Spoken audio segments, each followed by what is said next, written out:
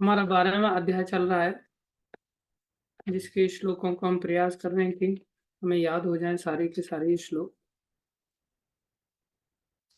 और पिछले 10 श्लोक तक हम याद करा भी चुके हैं आप सभी भक्तों को।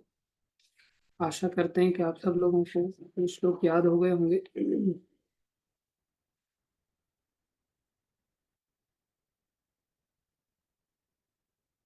अभी 11 के 55वें श्लोक से थोड़ा सा रिवाइज कर लेते हैं। ये 12वां अध्याय जो कि 3 सेक्शंस में है एक प्रकार से, जिसमें कि पहले 7 श्लोक जो कि 11वें अध्याय के आखिरी श्लोक से आगे बढ़ते हैं। 11वें अध्याय का 55वां श्लोक हमने याद किया ही था, जिसमें भगवान के लिए कार्य करना, मत कर्म कृत, मेरे लिए कार्य करो, मत परमो, मुझे सर्वश्रेष्ठ मानते हुए, मुझे लक्ष्य मानते हुए। जिसको हम बड़ा मानते हैं उसी को अपने जीवन का लक्ष्य बनाते हैं। मत कर्म कृत मत परमो, वो मेरे भक्त कहलाते, मद भक्त। संग वर्जितः, आसक्ति से रहित होंगे। और क्या होगा, सभी, जब आसक्ति नहीं तो इसका मतलब दुश्मनी नहीं होना चाहिए। निर्वैरः, सर्वभूतेषु, सब जीवों के प्रति वैर भाव का त्याग करने वाले होंगे। ऐसे लोग मेरी प्राप्ति करेंगे। यह स मामेति पांडव। मत कर्म कृत मत परमो, मद भक्त संग वर्जित, निर्वैरः सर्वभूतेषु, यह स मामेति पांडव।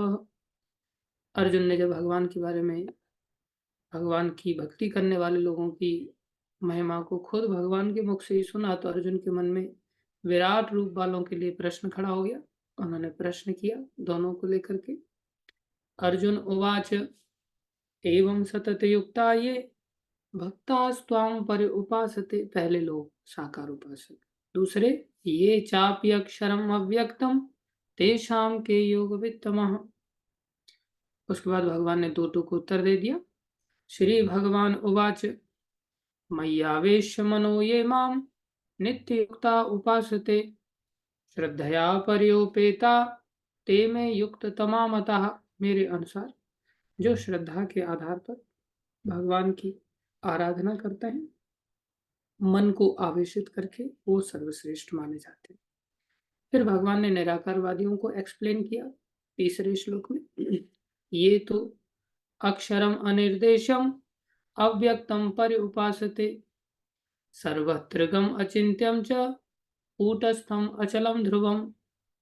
अर्थात भगवान जो निराकार हैं वो 8 अपने क्वालिटीज को रखने वाले हैं, जो निराकार के ही अंतर्गत आती हैं। उनकी भक्ति करने के लिए चौथे श्लोक में क्वालिटीज बताए कि उनकी भक्ति करने के लिए क्या जरूरत है। साकार उपासना में तो केवल मन आवेश कर दो और उनके लिए काम करो, भगवान श्री कृष्ण के लिए। यहाँ निराकार वालों को क्या करना पड़ेगा, संयम इंद्रिय ग्रामम सर्वत्र संबुद्धय ते प्राप्नुवन्ति मामेव सर्वभूत हिते रतः। उनको सारी इंद्रियों को संयम में करना पड़ेगा, चारों तरफ समान बुद्धि लेकर के जीना पड़ेगा, और वो अंततः मेरी प्राप्ति करते हैं। वो सीढ़ी दर सीढ़ी चढ़ के जाने वाले लोग होते हैं, और उनको सब जीवों का भला सोचना पड़ेगा। इसके पश्चात भगवान ने बताया ये रास्ता कठिन है। क्लेशो अधिकतरस्तेषां अव्यक्त आसक्त चेतसाम, अव्यक्ता ही गतिर्दुखम देह वब्धिर अवाप्यते। जो देहधारी लोग हैं, हम लोग देहधारी लोग हैं, हमने देह धारण की हुई है, हम जैसे लोगों के लिए ये मार्ग कष्टों से भरा हुआ है। ये मार्ग में भगवान की प्राप्ति इतनी सहज नहीं होती। दूसरी ओर भगवान ने बताया जो साकार उपासक हैं, वो 6वें और 7वें श्लोक में भगवान ने बताया उनकी क्या है। बोले ये तो सर्वाणी कर्माणि, वही सारे कर्म, मई, ये तो सर्वाणी कर्माणि मई संन्यस्य मत्पराः, मेरे परायण हो जाते हैं। सारे कर्मों को, संसार को छोड़ करके मेरे परायण होकर के कार्य करते। अनन्येनैव योगेन माम ध्यायन्त उपासते, अनन्य भाव से मेरी उपासना करते। जैसे माता द्रौपदी ने उपासना किया तो भगवान आ गए। उसके लिए भगवान क्या करते हैं, तेषाम अहम समुद्धरता, भगवान आते हैं। निराकार उपासना में व्यक्ति जाता है और यहाँ भगवान आते हैं। ये भगवान की साकार उपासकों के लिए विशेष दया है। तो भगवान क्या कह रहे हैं, तेषाम अहम समुद्धरता मृत्यु संसार सागरात। मृत्यु संसार से बोले मैं उद्धार करता हूँ जीवों का। कब, कितनी देर में करते, भवामी न चिरात पार्थ, ज्यादा समय नहीं लगाते। मई आवे चित चेतसाम, जिनका चित्त मेरे में लगा हुआ है। तो यहाँ पहले से लेकर के 7वें श्लोक तक भगवान ने अर्जुन के प्रश्नों का उत्तर दिया। श्रेष्ठ कौन है और श्रेष्ठ कैसे है ये भी बता दिया। निराकार वालों को तो अपना प्रयास करना पड़ता है, इसलिए कष्टों से भरा रास्ता है, और साकार वालों को सिर्फ अपना मन मेरे में लगाना होता है और भगवान स्वयं उनको लेने के लिए आते हैं। तो साकार उपासना लिफ्ट की तरह है, इसलिए बड़ी सहज है, सरल है, सर्वोत्तम है और समय बहुत कम लगता है। तो इसके दो प्रकार से हम देख सकते हैं, भगवान की प्राप्ति दोनों ही करते हैं, लेकिन एक जल्दी करते हैं, एक देर से करते हैं। एक के लिए रास्ता बहुत सरल है, एक के लिए रास्ता बहुत कठिन है। तो रास्ते की कठिनाई और प्राप्ति के समय की अवधि, इसके आधार पर निराकार का रास्ता कठिन है, साकार का रास्ता आसान है। अब 8वें श्लोक से लेकर के 12वें श्लोक तक भक्तों के स्तर के बारे में बता रहे। वही साकार उपासकों के भक्तों के बारे में बता रहे हैं, जो साकार उपासना करने वाले हैं, जो श्रेष्ठ हैं, उनका अलग अलग स्तर किस प्रकार का होता है। टॉप क्लास का तो पहले ही बता दिया। अभी उनके लिए क्या और भी नीचे के स्तर पर वो भक्ति कर सकते हैं, जुड़ सकते हैं भगवान से, बोले अवश्य जुड़ सकते हैं। भगवान की ओर से उनके लिए कभी दरवाजे बंद नहीं। भगवान ने क्या बताया, बोले मयि एव मन आधस्व मयि बुद्धिम निवेशय। कोई व्यक्ति अपने मन को और अपनी बुद्धि को अगर मेरे में लगा देता है, बोले उन लोगों के लिए क्या होगा, निवशिष्यसि मय्येव अत ऊर्ध्वं न संशय। मैं उनको अपनी गोद में बिठाते हूँ, वो मेरे पास ही हर समय वास करते हैं। निवशिष्यसि मय्येव, मेरे में निवास करते हैं। रघुनाथ दास गोस्वामी आदि का हमने उदाहरण दिया था। मयि एव मन आधस्व मयि बुद्धिम निवेशय निवशिष्यसि मय्येव अत ऊर्ध्वं न संशय। इसमें किसी को संदेह नहीं होना चाहिए।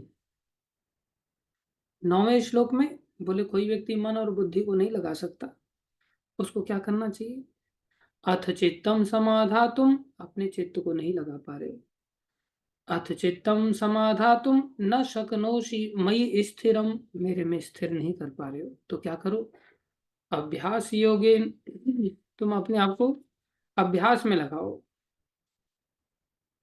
अभ्यास योगेन ततो, अभ्यास में जैसे तुम लगा दोगे, माम इच्छा तुम धनंजय, मेरे लिए तुम्हारे अंदर चाह उत्पन्न हो जाएगी। 8वें श्लोक में मन बुद्धि को लगाने वाला नहीं वहां तक जा पा रहा है, तो नीचे अभ्यास योग है। कौन सा अभ्यास योग, जो भक्ति के कार्य हैं। एक है जो निरंतर डूबा हुआ है, जिसको कुछ भी सुध बुध भी नहीं, इतना मन और बुद्धि उसका लगा हुआ है। ये स्तर वो वाला स्तर है जहां भक्त डूब गया है, तो उसको जप भारी नहीं लगेगा, उसको जप में रुचि आएगी। वो सोचेगा एक माला और कर लेता हूँ, एक माला और कर लेता हूँ। हम क्या सोचते हैं, 16 हो गई, प्रेशर खत्म हो गया। अर्थात अभी हमारा मन उसमें आनंद नहीं ले रहा है, हमारी बुद्धि अभी उसमें लगी नहीं है, इसलिए हमारा वो स्तर नहीं है जैसे प्रभुपा जी का स्तर था। प्रभुपा जी को, हाँ, एक रिकॉर्डिंग करने के लिए, ऑडियो रिकॉर्डिंग करना था, तो इसके लिए स्टूडियो में बुलाया गया। तो वहाँ तो बिल्कुल साइलेंट एनवायरनमेंट रहता है। प्रभुपा जी ने देखा ये, हाँ बहुत अंधेरा है। प्रभुपा जी एक कोने में बैठ करके बोले ये लोग अपना सेटलमेंट कर रहे हैं, तब तक प्रभुपा जी जब करने लग गए। तो जो स्टूडियो वाला व्यक्ति था वो खोजने लगी आवाज कहाँ से आ रही है, पहले ये आवाज जब तक खत्म नहीं होगी तब तक हम इसको, हाँ, कैसे रिकॉर्डिंग कर सकते हैं। तो खोजते खोजते खोजते खोजते इधर उधर ढूंढ रहे हैं, देखा तो एक कोने में से आवाज आ रही है। और क्या कर रहे हैं, प्रभुपाद जी जप कर रहे हैं कोने में बैठ करके अंधेरे में, हरे कृष्ण कृष्ण कृष्ण हरे हरे, हरे राम राम राम हरे हरे, हरे कृष्ण कृष्ण कृष्ण हरे हरे, हरे राम राम। अच्छा, यहाँ से आवाज आ रही है।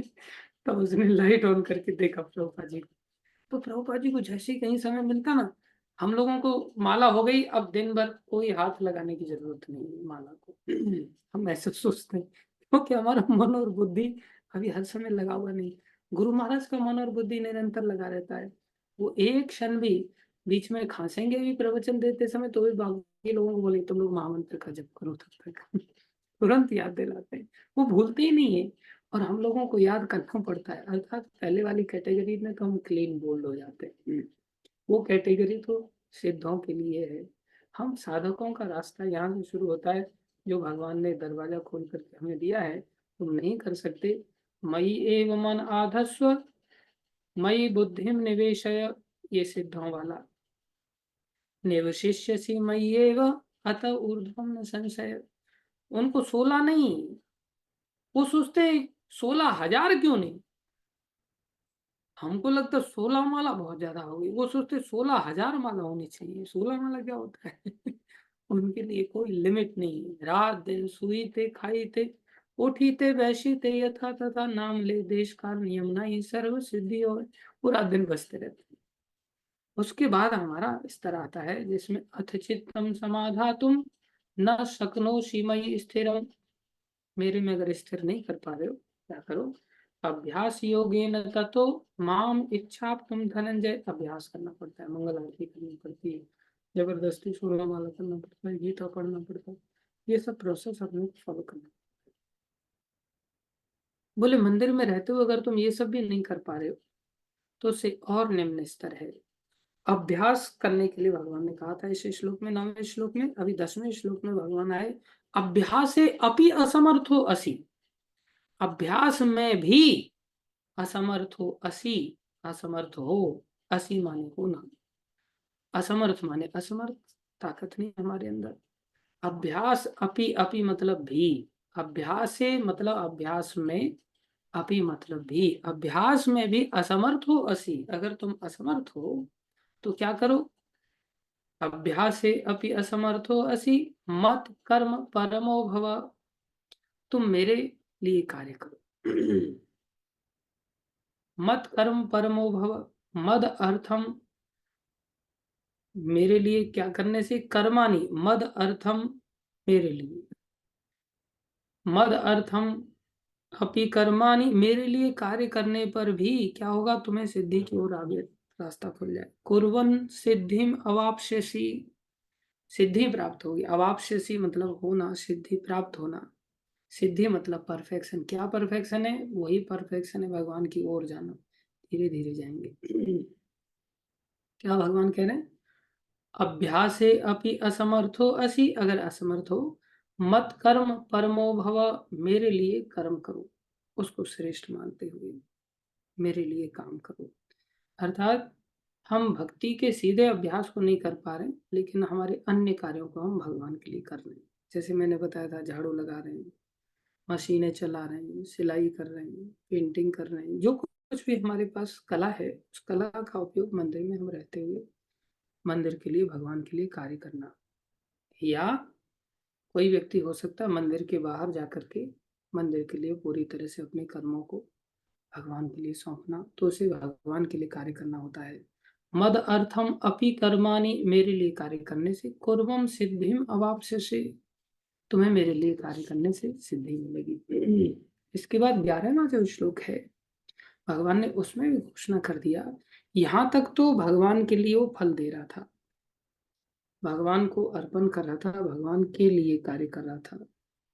अब यहाँ से किसी कारणवश, किसी जाति के कारण या किसी घर वालों की मिसअंडरस्टैंडिंग के कारण, अगर कोई व्यक्ति भगवान के लिए न कार्य कर पा रहा है, न भगवान के लिए कमा करके पैसा दे पा रहा है, फल दे पा रहा है, ऐसी स्थिति के लिए भगवान ने कहा अथ एतत अपि अशक्तो असि, जो अभी तक नहीं, जो बताया ये भी नहीं कर पा रहे हो, अथ एतत अपि, ये भी नहीं कर पा रहे हो, अशक्तो असि, अगर तुम अशक्त हो क्या करने में, कर तुम, कार्य करने में, कौन सा वाला?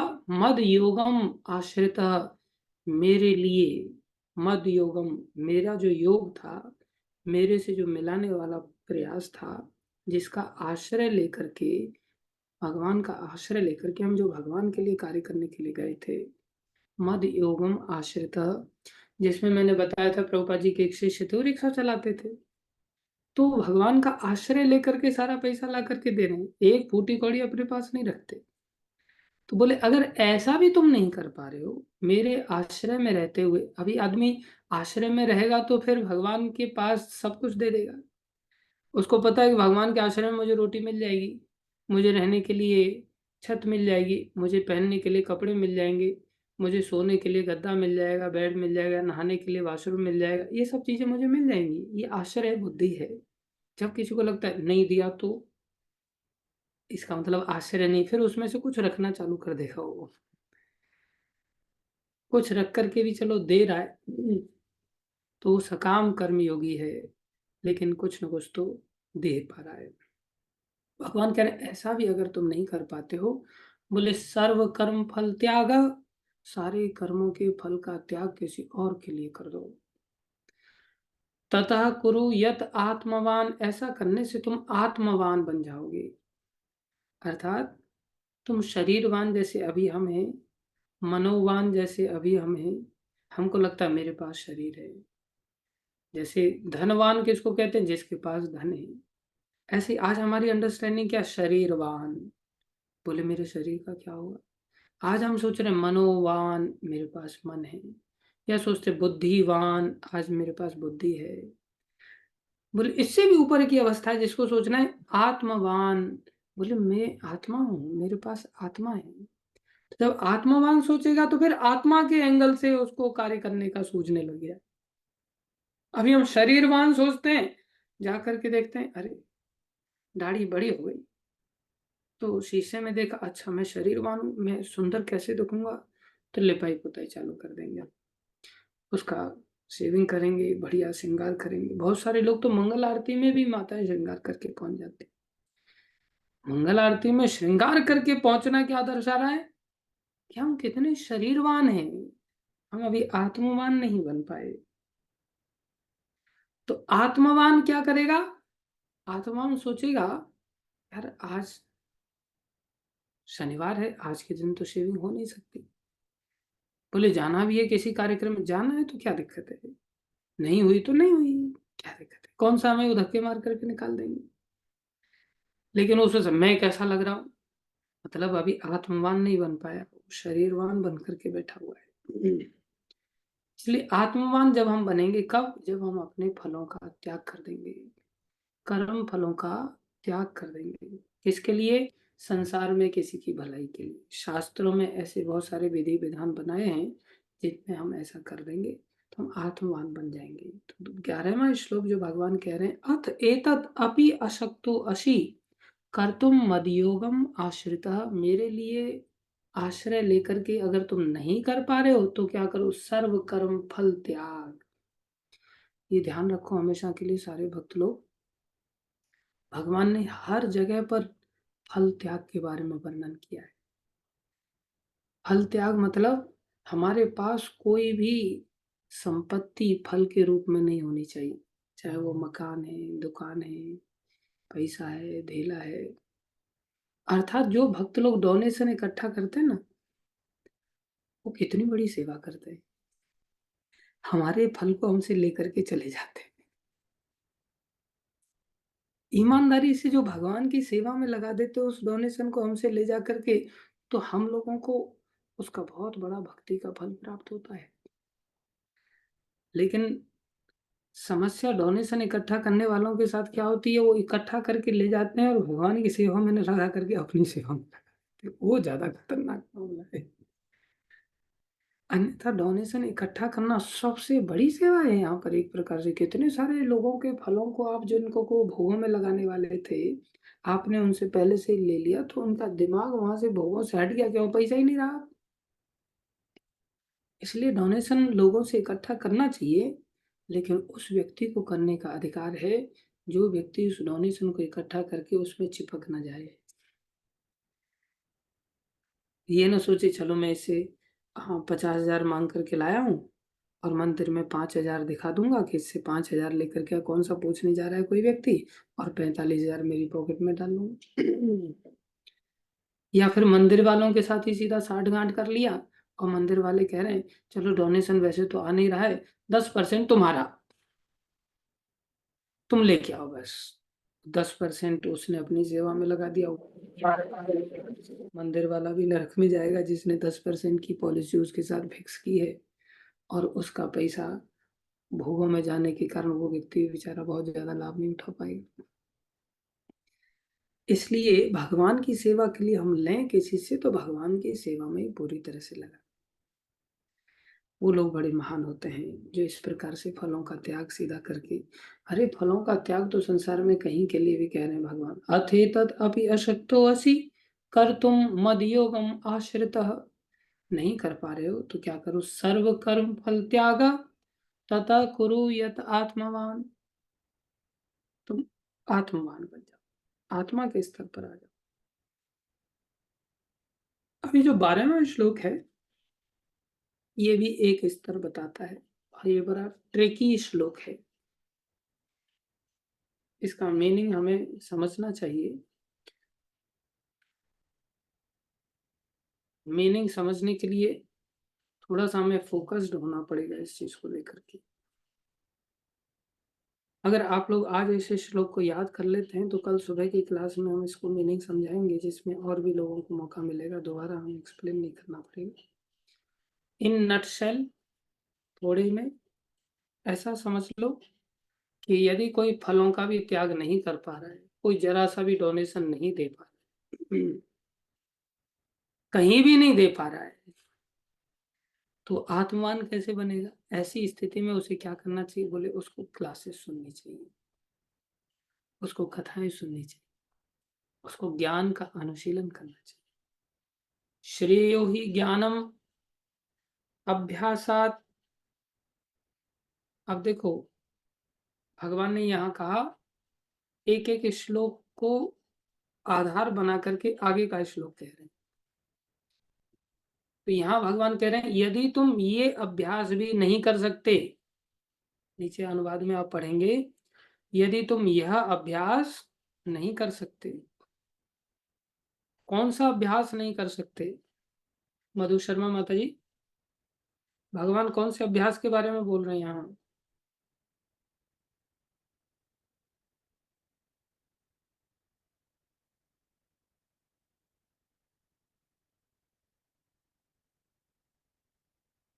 हरे कृष्ण प्रभु जी। हाँ, कौन से अभ्यास के बारे में बोल रहे हैं भगवान यहाँ? यहाँ पे बता रही हूँ कि अगर आप जो आपने 11वें श्लोक में बताया कि अगर आप थोड़ा सा कर्म भी नहीं कर पा रहे हैं तो आप एटलीस्ट कथा सुने, जो आप बता 11वें रहे हो श्लोक अभी, में क्यों नहीं बोल रहे भगवान? जो अभी बता रहे हो आप 11वां। अभी बता रहे हैं। हाँ, तो यदि तुम यह अभ्यास नहीं कर सकते, इस लाइन का मतलब क्या है? कौन सा ये अभ्यास त्याग भगवान नहीं कर सकते? त्याग वगैरह नहीं कर सकते। हाँ, वेरी गुड। क्योंकि इस श्लोक का आधार पीछे वाला श्लोक है, तो पीछे वाले श्लोक में भगवान क्या अभ्यास करने के लिए कह रहे हैं? कर्मों के फल का त्याग। बोले अगर तुम कर्मों के फल का त्याग भी नहीं कर सकते, ये वो वाला अभ्यास नहीं है जो भगवान ने 9वें श्लोक में बताया था। अभ्यास योगेन ततो माम इच्छा तुम धनंजय, वो वाला अभ्यास क्या था? भक्ति वाला अभ्यास था, भक्ति की क्रियाओं वाला अभ्यास था। यहाँ जिस अभ्यास की बात कर रहे हैं ये वो अभ्यास से अलग है। इस श्लोक में अभ्यास का मीनिंग क्या आएगा? बोले फल त्याग करने के लिए अभ्यास लगता है, इसको कहते हैं दान का एक अभ्यास लगता है। अब किसी को दान का अभ्यास ही नहीं, बिल्कुल उसको तो लेने का अभ्यास है बस। देने का तो अभ्यास करना पड़ेगा ना, लोगों के पास देने का अभ्यास कहाँ होता है?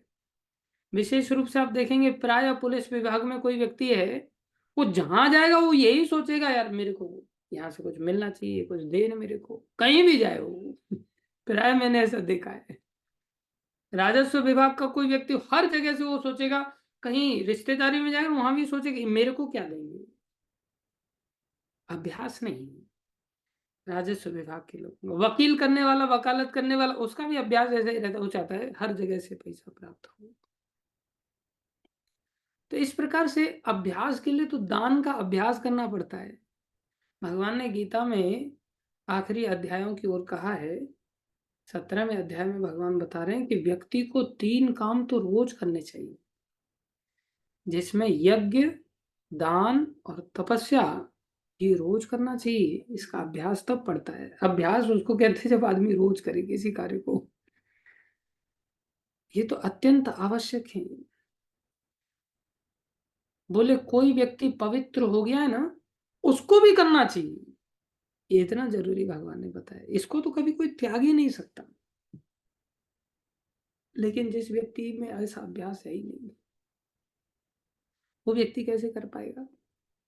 ऐसे व्यक्ति को क्या करना चाहिए, भगवान कह रहे हैं उसको बोलो तुम कुछ पैसा नहीं दे सकते, तुम अपने फलों का त्याग नहीं कर सकते, तुम शांति से जाकर के सिर्फ और सिर्फ कथा सुनो। जाओ और बैठ करके कथा सुनो। उसके लिए भगवान यहाँ कह रहे हैं श्रेयो ही ज्ञानम अभ्यासात। जहां अभ्यासात लग जाता है, आत शब्द जुड़ जाता है, जिसमें वो जो वस्तु है वो नीची हो जाती है और उससे पहले जो वस्तु बताई जा रही है वो ऊंची हो जाती है। तो ज्ञानम, ज्ञानम अभ्यासात, अभ्यासात मतलब अभ्यासात से, अभ्यास से, अभ्यासात का मतलब हो गया अभ्यास से। श्रेयो, जैसे श्रेयो मतलब श्रेष्ठ, श्रेष्ठ क्या है, ज्ञान। अब बताओ, थोड़ा सा दिमाग लगाना पड़ेगा। भगवान ने बताया कि अगर तुम ये भी नहीं कर पा रहे तो यहां आ जाओ, नीचे आ जाओ। तो नीचे वाली जो वस्तु है, अभ्यास में असमर्थ हो, कौन से अभ्यास में, फलों के त्याग करने में, तो नीचे क्लास सुनो कम से कम। तो एक व्यक्ति क्लास भी सुन रहा है और साथ में डोनेशन भी कर रहा है, फलों का त्याग भी कर रहा है। और एक व्यक्ति है जो डोनेशन नहीं कर रहा है, क्लास सुन रहा है। तो दोनों में से किसको श्रेष्ठ मानेंगे हम। जो क्लास सुन रहा है साथ में डोनेशन भी कर रहा है। और एक व्यक्ति है जो केवल क्लास सुन रहा है, तो देखा जाए तो क्लास सुनने वाला तो निम्न स्तर पर है और क्लास प्लस डोनेशन करने वाला वो ऊंचे स्तर पर है। समझ रहे हो। तो इस एंगल से देखा जाए तो ये जो अभ्यास है, अभ्यास करने वाला, फल त्याग का अभ्यास करने वाला, ये तो श्रेष्ठ है। अभ्यास श्रेष्ठ है और ज्ञान नीचे आ रहा है, जिसमें क्लास में सुन करके हम ज्ञान ले रहे हैं। तो प्रैक्टिकली देखा जाए तो अभ्यास वाला श्लोक पहले आ रहा है, ज्ञान वाला श्लोक अब नीचे आ रहा है। अभ्यास वाला श्लोक 11वां था, जिसमें फल त्याग का अभ्यास सिखाया गया, और शिक्षा लेने वाला श्लोक नीचे आ रहा है जो 12वां श्लोक है। तो देखा जाए तो 11वां ऊंचा हुआ, जैसे हम ऊपर से नीचे की ओर आ रहे थे। तो प्रैक्टिकली ये ऊंचा है अभ्यास, और ज्ञान नीचा। फल त्याग का अभ्यास ऊंचा है। इस फल त्याग के अभ्यास से भी ऊपर कौन सा है, कर्म भगवान के लिए करना। और उस कर्म से भी ऊंचा है भक्ति योग का अभ्यास करना। और उससे भी ऊंचा है मन और बुद्धि को लगा करके पूरी तरह से समर्पित हो जाना, जिसमें मन बुद्धि लग जाए। तो ये क्रम है, ऊपर से हम नीचे आ रहे हैं। सबसे ऊंचा क्या था, जिसमें मन बुद्धि लग गया, टॉप मोस्ट डिवोटी। उसको जप करने में बोझ नहीं लग रहा है क्योंकि मन लगा हुआ है। उससे नीचे वाला जो जप कर रहा है, बोझ के साथ ही कर रहा है, अभ्यास करने का प्रयास कर रहा है। अभ्यास योगेन ततो माम इच्छाप्तुम धनंजय, इससे मन लगने की स्थिति में ऊपर चढ़ जाएगा वो एक दिन। उससे नीचे वाला कौन सा है, बोले अगर तुम ऐसा नहीं कर पा रहे हो, अभ्यास से अभी असमर्थ हो असी, तब तुम क्या करो, मत कर्म परमो भव, तुम मेरे लिए कार्य करो। उससे क्या होगा, मद अर्थम अपि कर्माणि, मेरे लिए कार्य करने से, कुर्वम सिद्धिम अवाप्स्यसि, तुम मेरे लिए, जैसे मान लो गुरुजी ने बोला जाओ गौ सेवा करो, अब व्यक्ति जप नहीं कर पा रहा है लेकिन गायों के पीछे सुबह से लेकर के शाम तक लगा रहेगा। गुरुजी ने कहा चलो रसोई संभालो, रसोई में रात दिन लगा रहेगा। गुरुजी ने बोला टेम्पल क्लीनिंग संभालो, क्लीनिंग रात दिन लगा रहेगा। जप करने में कठिनाई होगी उसको, तो उसे कर्म कर रहा है। कर्म से नीचे वाला, चाहे वो डायरेक्टली कर रहा है या भगवान को ला करके दे रहा है, उससे नीचे वाला व्यक्ति है जिसमें कि कर्म के फल का त्याग करना, किसी के लिए भी, भगवान के लिए नहीं कर पा रहा है, किसी के लिए तो करे। तो बोले अत एतद अपि अशक्तो असि कर्तुम मदयोगम आश्रितः, तुम मेरे लिए कार्य नहीं कर पा रहे हो तो तुम किसी और के लिए फल का त्याग कर दो, अपने पास संग्रह मत करो। उससे नीचे का स्तर है कि तुम फल का किसी के लिए भी नहीं त्याग कर पा रहे हो, तो उससे नीचे जाकर के तुम जाकर के क्लासेस सुन लो, जिससे तुम्हें कम से कम चीजों का पता तो चलेगा कुछ ना कुछ। तो देखा जाए तो नीचे का स्तर है, लेकिन भगवान यहाँ कह रहे हैं श्रेयो ही ज्ञानम अभ्यासात, ऐसा जो तुम नहीं कर पा रहे हो तुम्हारे लिए श्रेयस्कर है कि तुम ज्ञान का अनुशीलन करो। लिटरली ऊंचा नहीं है, लेकिन उस व्यक्ति के लिए ऊंचा है। जैसे कोई व्यक्ति 6वीं कक्षा पास नहीं कर पा रहा है, वास्तव में तो 5वीं कक्षा से 6वीं श्रेष्ठ है, लेकिन 6वीं कक्षा पास कर ही नहीं पा रहा है, तो उसको बोला जाएगा तुम 5वीं कर लो, 6वीं से 5वीं अच्छी है। समझ रहे हैं क्यों बोला जा रहा है 6वीं से 5वीं अच्छी? क्यों? उस व्यक्ति के लिए अच्छी है। वो व्यक्ति 6वीं तो पास कर नहीं पा रहा है, 5वीं में जाएगा तो उसके लिए कल्याण का रास्ता खुलेगा वहां से। इसलिए भगवान कह रहे हैं श्रेयो ही ज्ञानम अभ्यासात। अब क्या कह रहे हैं? अब ज्ञानम हो गया श्रेष्ठ, अभ्यास से उस व्यक्ति के लिए ज्ञान श्रेष्ठ हो गया। फिर भगवान कह रहे हैं ज्ञानात, अब अभ्यास वाला तो पहले हो गया, अभ्यासात और ज्ञानम। अब ज्ञानात, जैसे इससे श्रेष्ठ ये बता दिया, तो इससे श्रेष्ठ क्या है फिर? बोले ज्ञानात ध्यानम विशिष्यते, ज्ञान से ध्यान विशेष है, ज्ञान से ध्यान विशेष है। और अब ध्यानम आ गया, ज्ञानात ध्यानम, ज्ञान के साथ आत लगा था, पहले अभ्यास के साथ आत लगा था, और ज्ञानम, ज्ञान के साथ अम लगा था, तो ज्ञानम श्रेयो ही ज्ञानम अभ्यासात। अब ज्ञान के साथ आत लगेगा, ज्ञानात ध्यानम विशिष्यते, ज्ञान से ध्यान विशेष है। अब भगवान क्या कह रहे हैं? ध्यानात कर्म फल त्याग। अब ध्यानात नीचे रह गया, तो सीढ़ी बता रहे हैं अभ्यासात, अर्थात कर्मों का फल त्याग वाला अभ्यास नहीं कर पा रहे हो, तो इस अभ्यास से, अभ्यासात ज्ञानम, ज्ञान बड़ा है, ज्ञानात ध्यानम, फिर ध्यानात कर्म फल त्याग, ध्यानात कर्म फल त्याग। और बोले उस त्याग से क्या होगा? त्यागात शांतिम अनंतरम।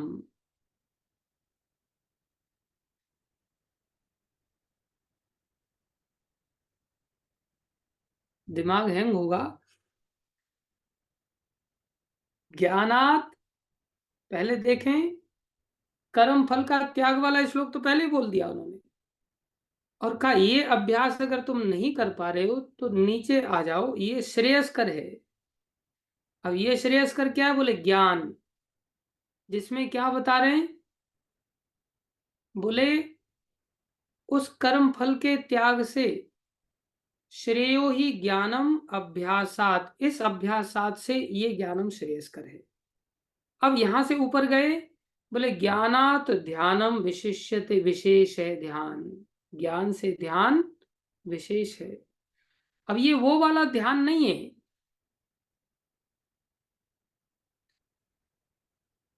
जो आप कहें कि जो ऊपर वाला ध्यान बताया था, जिसमें व्यक्ति का मन और बुद्धि लग गया था, ये ध्यान है कि कोई व्यक्ति ज्ञान ग्रहण कर रहा है लेकिन मननशील नहीं है उस ज्ञान को।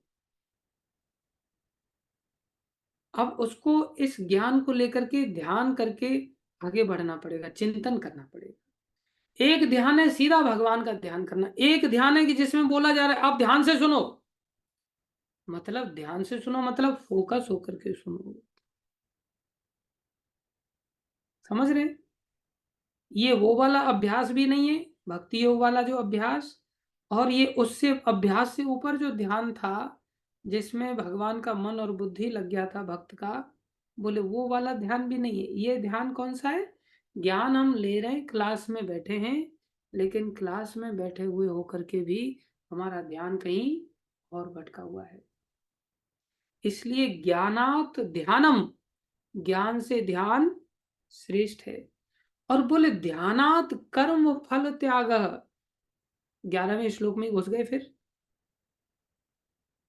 कर्म फल त्याग का अभ्यास ज्ञान में 11वें श्लोक में बताया था। अब बोले जब कोई ध्यान से सुनेगा तो ध्यान से सुनने से क्या होगा, उसके अंदर कर्म के फल का त्याग करने की इच्छा जागृत हो जाएगी,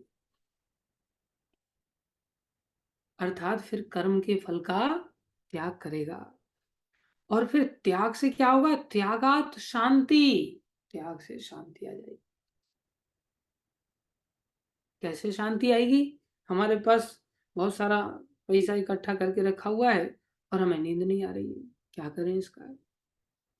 और जब हमने सारा त्याग कर दिया अब शांत हो।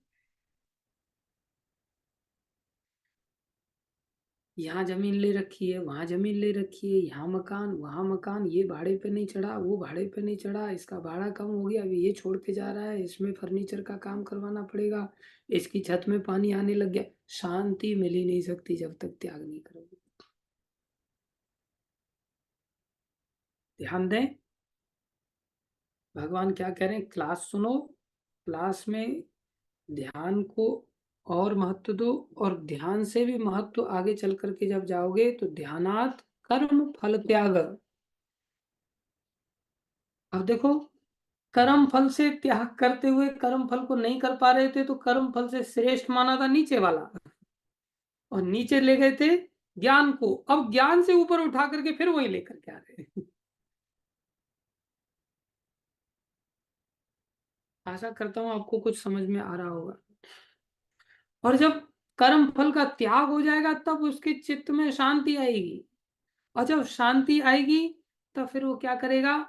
अभ्यास में लग जाएगा, भगवान के लिए कार्य करने के अभ्यास में लग जाएगा, भगवान के लिए कर्म करेगा, और कर्म करने से ऊपर फिर भगवान के लिए अभ्यास, भक्ति योग वाला अभ्यास करेगा, और फिर उससे ऊपर फिर अलग ध्यान वाला रास्ता उसके पास प्राप्त होगा जिसमें मन उसका निवेश हो जाएगा भगवान के ध्यान में। समझ आ रहा है? इसलिए याद करने का तरीका सिंपल है, श्रेयो ही ज्ञानम अभ्यासात। अगर तुम कर्म फल के त्याग का अभ्यास नहीं कर रहे हो तो इस अभ्यास से श्रेष्ठ है तुम जाकर के कथा सुनो। ज्ञानात ध्यानम विशिष्यते, जैसे ध्यान के रेस्पेक्ट में ज्ञानम आया, ऐसे ही ज्ञानात, ज्ञानात के रेस्पेक्ट में अब ध्यानम आएगा। अभ्यासात ज्ञानम, ये दो शब्द हैं। अभ्यासात से श्रेष्ठ है ज्ञानम, जहां आत लग जाता है उससे कोई दूसरी श्रेष्ठ के साथ अम लगेगा, अर्थात अभ्यासात श्रेयो ही ज्ञानम, अभ्यास से श्रेयस्कर है ज्ञानम, ज्ञान। अब यहां तक तो पहुंच गए, अब ज्ञान से श्रेष्ठ क्या है? बोले ज्ञानात। अब ज्ञानम नहीं कहेंगे, अब इसे ज्ञानात कहेंगे। ज्ञानात ध्यानम विशिष्यते, ध्यान विशेष है। अब ध्यानात कर्म फल त्याग, बोले ध्यानात कर्म फल त्याग, ये अंडरस्टूड है, इससे श्रेष्ठ होगा। अब त्यागात, कर्म फल के त्याग में जो हमने किया अब उसमें हाथ लगेगा, त्यागात, उस त्याग से क्या होगा? शांति अनंतरम, अनंतरम मतलब उसके पश्चात ही तुम्हें शांति मिलेगी। सिंपल है, याद करना। श्रेयो हि ज्ञानम अभ्यासात ज्ञानात् ध्यानम विशिष्यते ध्यानात् कर्म फल त्याग त्यागात् शांतिम अनंतरम। रटना अलग बात है, स्टेप बाय स्टेप इसको समझ लेना बहुत जरूरी है। यहां पर आकर के भगवान ने इस रास्ते को बंद कर दिया, अर्थात व्यक्ति को जाकर के सत्संग सबसे आखिरी स्टेप है। कोई कितना भी गिरा हुआ है, कैसी भी स्थिति का है, भगवान ने उपाय बताया तो उसको जाकर के सत्संग में बैठना चाहिए। बस जैसे ही सत्संग में बैठेगा उसको फिर थोड़ा सा ध्यान करने चलेगा, जो बातें सुन रहा है अपने आप भी होता है कि यार पहले तो आराम से आदमी बैठता है क्लास में, और फिर शुरुआत में क्या होता है, हाँ वो पढ़ता रहता है, उसको कुछ पल्ले ही नहीं पड़ते शब्द बहुत सारे। आत्मा क्या है, परम ईश्वर कौन है, ईश्वर क्या है, तो बहुत सारे शब्द पल्ले ही नहीं पड़ते, वो खाली ऐसे देखता रहता है। हाँ कलर बढ़िया है टेम्पल का, हाँ श्रृंगार बढ़िया करते हैं लोग, हाँ साफ सफाई बढ़िया है। जैसे तैसे करके क्लास में बैठता है, उसके कानों में चीजें जाती हैं, फिर अन्य चीजों से मन हट करके उसका उन शब्दों की ओर ध्यान लगने लगता है। फिर ध्यान के पश्चात फिर वो अपना सहयोग करने लगता है। जैसे, और ये अचानक से कैसे भी हो सकता है, इसके लिए या तो भक्तों को अप्रोच करना पड़ता है लोगों को, या लोग भक्तों को अप्रोच करते हैं। जैसे मंदिर में फूल वाला, उसको फूल भक्त लोग खरीदते थे, तो भक्त लोग उससे फूल लेकर के आ रहे हैं। अब काफी समय हो गया तो भक्तों ने कहा भैया तुम मंदिर ही पहुंचा दिया करो, तो मंदिर पहुंचाने लग गया। अब मंदिर पहुंचाने लग गया, अब मंदिर में एक दिन उसको अचानक से बड़ी सुंदर ध्वनि आने लग गई, और रोज मंदिर में पहुंचा था। अब पहुंचाते पहुंचाते क्या करने लग गया, वो मंदिर के लोगों को देखा उसने, वहां भगवान को देखा, बड़ा सुंदर श्रृंगार हो रहा है, तो मंदिर में श्रृंगार को देख करके कहता है अब आगे से आप मेरे को सिर्फ 25% मुनाफा देना, 75% में छोड़ देता। तो देखो फल का त्याग करना चालू हो गया कि नहीं उसका। वो अभी दूर से जब भक्त लेने जा रहे थे उससे फूल, तब तक उसका कोई त्याग नहीं था। जैसे ही उसने मंदिर को देखा, मंदिर में घुसा, मंदिर में जाकर के पहुंचा, 75% डिस्काउंट कर दिया उसने। इतनी देर में ही ज्ञान हो जाता है, मंदिर के एनवायरनमेंट का ही इतना प्रभाव पड़ता है कि उससे ही व्यक्ति को ज्ञान होने लगता है। इसलिए जो भी लोग मंदिर के मैनेजमेंट को संभालते हैं ना, और पैसा किसी को देना हो ना, किसी व्यक्ति को, तो उसको मंदिर में बुला के देना चाहिए। उससे आपका पैसा कम हो जाएगा और दूसरे व्यक्ति का पैसा भगवान की सेवा में लग जाएगा। इसलिए ऐसी डीलिंग्स मंदिर में बुला के करनी चाहिए। वो मंदिर में आकर के देने लग गया। अच्छा, मंदिर में आकर के फूल देने लग गया, उसका क्या परिणाम हुआ, एक दिन कीर्तन की आवाज उसके कान में चली गई, तो सोचा मैं आया हूं, कोई इतना इमरजेंसी नहीं, थोड़ा बैठ जाता हूँ, तो बैठ गया। अब बैठ गया तो कीर्तन इतना अच्छा लगने लग गया कि अब रोज ही थोड़ा समय निकाल करके बैठने लग गया। अब बैठते बैठते बैठते बैठते क्या हुआ, उसने अचानक से देखा कि कोई कुछ कथा भी सुनाने लग गया, तो कथा भी सुनने लगा। अब कथा सुन रहा है और मंदिर के भक्तों को कह रहा है अब एक काम करो, मैं 25% भी आपसे नहीं लूंगा, नो लॉस नो प्रॉफिट, जितने में आ रहा है उतने में मैं आपकी सेवा कर दूंगा। अब देखो फल त्याग हो गया कि नहीं उसका। अब क्या हुआ, वो कथा सुनने लग गया। अब धीरे धीरे उसके गले में माला टांग दी भक्त ने किसी ने, तो बीड़ बैग आ गया उसके गले में। और जब बीड़ बैग आ गया तो अब जप करने लग गया। अभी पैसा कमा नहीं रहा है लेकिन पैसा छोड़ भी नहीं रहा है, बस माला चालू हो गई उसकी। और फिर कथा सुनने लग गया, और थोड़ा ध्यान से सुनने लग गया, तो बोलने लगा प्रभु जी ये फूलों की सेवा मेरी ओर से। आप देखो कितना बड़ा परिवर्तन आ गया। तो फिर उसे फल का त्याग होने लग गया। अब वो समझने लग गया ये भगवान मेरे हैं, और भगवान की सेवा करना मेरा कर्तव्य है, और वो अपने कर्म के फल का त्याग करने लग गया, और चित्त में बड़ी शांति का अनुभव करने लग गया। और जब चित्त में शांति अनुभव करने लग गया, अब वो सोच रहा है मैं बाहर से इतना क्यों काम करना, मैं मंदिर में ही काम करने लग जाता। फिर वो मंदिर में ही काम करने लग गया। और फिर वो साधु बन गया, ब्रह्मचारी बन गया। ये बात भगवान समझा रहे हैं हम सबको। फिर वो अभ्यास योग पर चला गया।